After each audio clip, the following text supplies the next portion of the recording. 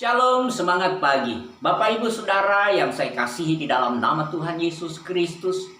Saya tidak beranjak dari bagian firman Tuhan yang kita bahas bersama-sama di dalam satu perikop yang sangat menarik, yaitu dalam Injil Lukas pasal yang ke-10 yang dimulai dari ayat yang ke-25 sampai dengan ayat yang ke-37.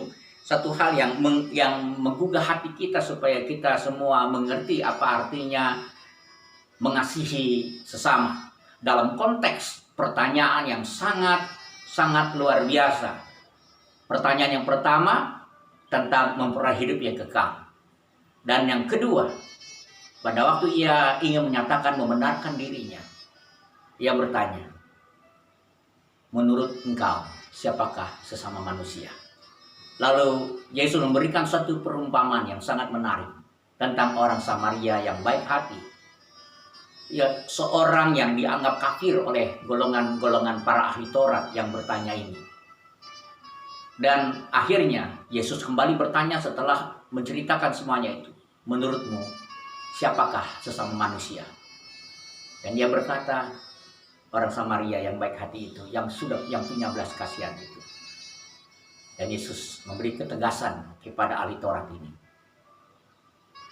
Pergilah, perbuatlah semuanya itu. Jadi saudaraku yang saya kasih di dalam nama Tuhan Yesus Kristus, satu hubungan kita dengan Allah adalah satu hubungan yang harus kita lakukan dalam kehidupan kita. Namun hubungan kita dengan sesama bukan berarti kita abaikan, karena kita punya hubungan dengan Tuhan.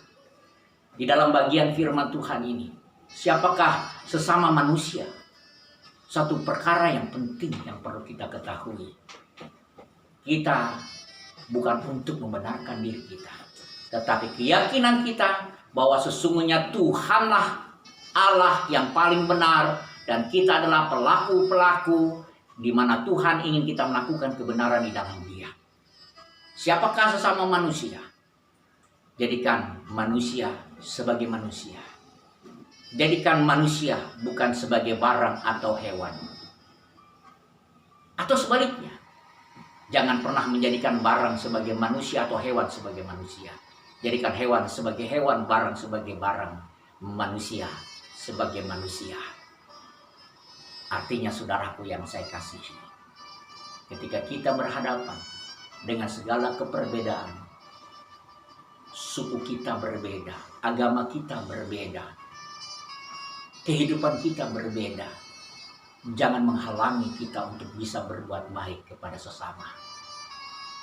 Karena Tuhan juga berpesan, kalau kita mengerti sesama manusia, kita mampu memanusiakan manusia sebagai manusia, tetaplah berbuat baik. Dan Tuhan sungguh menekankan hal ini. Sehingga Rasul Paulus di dalam suratnya, dia menyatakan dengan sangat jelas, hendaklah kebaikan hatimu diketahui semua orang. Jadi saudaraku yang saya kasihi, mari kita bersama-sama, jangan tinggalkan perbuatan baik kita kepada sesama. Hari ini, ketika kita anggap hari ini adalah hari yang kudus, entah itu hari Minggu, Senin, Selasa, Rabu, Kamis, Jumat, dan Sabtu adalah hari yang kudus, itu juga mari kita jadikan kita mampu berbuat baik kepada sesama manusia. Tuhan Yesus memberkati. Tuhan Yesus menyertai saudara dengan segala kekuatannya. Amin.